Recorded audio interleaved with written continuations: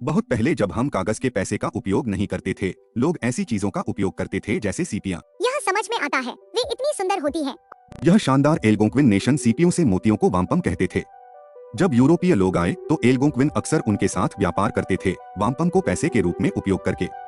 वाम्पम एक उत्कृष्ट मुद्रा थी क्योंकि यह कठोर थी। अच्छा, पैसा कठोर होता है। हमें मेरे गमी बियर का उपयोग करना चाहिए, वे हफ्तों से मेरी जेब में हैं।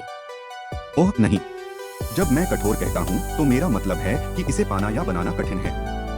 गमी बियर न केवल भयानक विचार हैं क्योंकि वे गंदे हैं, बल्कि इसलिए भी क्योंकि उन्हें बनाना बहुत आसान है। एल्गोंक्विन लोगों को सिर्फ लाखों मोती बनाने से कौन रोक रहा था? समुद्र के तल में हर साल केवल सीमित संख्या में सीपियां मिलती हैं और हर वाम मोती हाथ से बनाया जाता था, जिसमें बहुत समय और कौशल लगता था।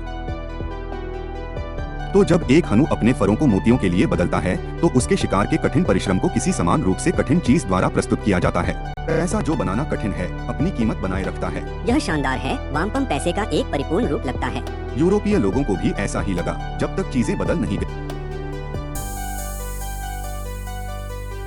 जब यूरोप से विशेष उपकरण आए तो वाम्पम बनाना जल्दी और आसान हो गया। यूरोपीय लोगों ने सीपियों के बिना अन्य सामग्रियों जैसे पत्थर या कांच का उपयोग करके नकली वाम्पम बनाना शुरू कर दिया। अचानक वह मोती जो हनु ने बचाए थे यूरोप के साथ व्यापार के लिए ज्यादा मूल्यवान नहीं रहे। जब पैसा बनाना आसान हो गया तो उसका व्यापार मूल्य गायब हो गया। ठीक है, तो हमें ऐसा पैसा चाहिए जो ढूंढना कठिन हो। सोने का क्या? अच्छा विचार। सोना दुर्लभ है और खनन करना कठिन है, लेकिन क्योंकि सोना भारी था और ले जाना मुश्किल था, सरकार ने कागजी मुद्रा का उपयोग करना शुरू कर दिया। कागजी मुद्रा जो सोने का प्रतिनिधित्व करती थी, एक बड़े वॉल्ट में संग्रहित होती थी। जैसे एक कूपन जहां आप $5 की कागजी मुद्रा को $5 के सोने के लिए भुनाते हैं। सोना बिल्कुल, सरकार और पैसा नहीं छाप सकती थी जब तक वे और सोना नहीं निकालते, और यह शानदार तरीके से काम किया। लोगों ने धन बनाया, समाज फला फूला। कागजी पैसा बहुत मायने रखती है।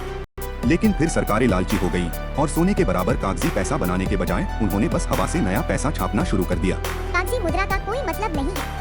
लोग अपनी पूरी जिंदगी कागजी पैसा बचाने में बिताते थे और फिर सब कुछ मुद्रास्फीति में खो देते थे।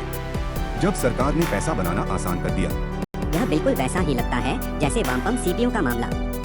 जब पैसा बनाना आसान हो जाता है तो समाज टूटने लगता है। तो हम ऐसा पैसा कैसे बनाएं जो ले जाने में आसान हो लेकिन बनाना मुश्किल हो? खैर, एक समाधान है, बिटकॉइन।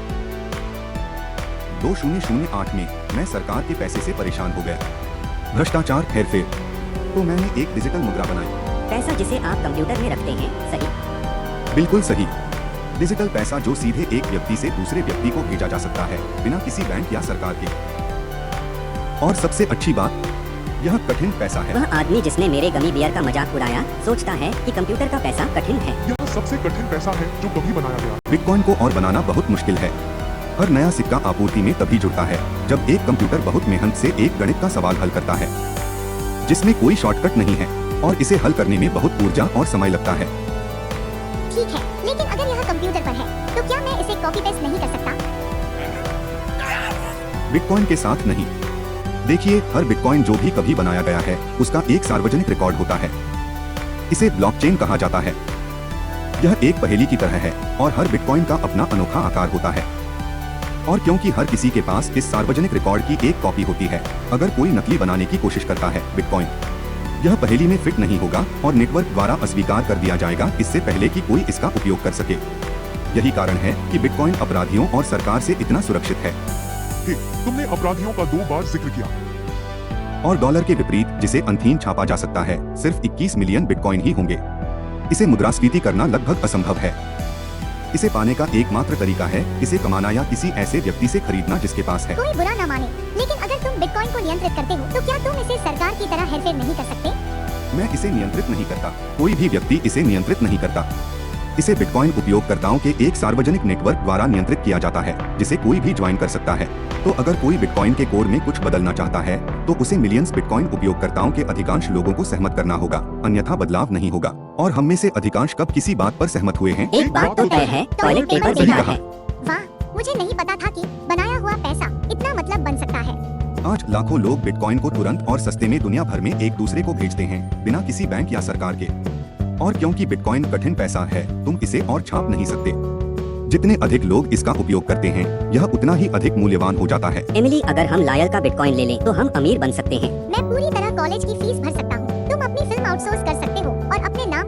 में डालने के लिए पैसे दे सकते हो। स्लो डाउन, मैं यह नहीं कह रहा कि बिटकॉइन तुम्हें जल्दी अमीर बनाएगा या बिल्कुल भी बनाएगा।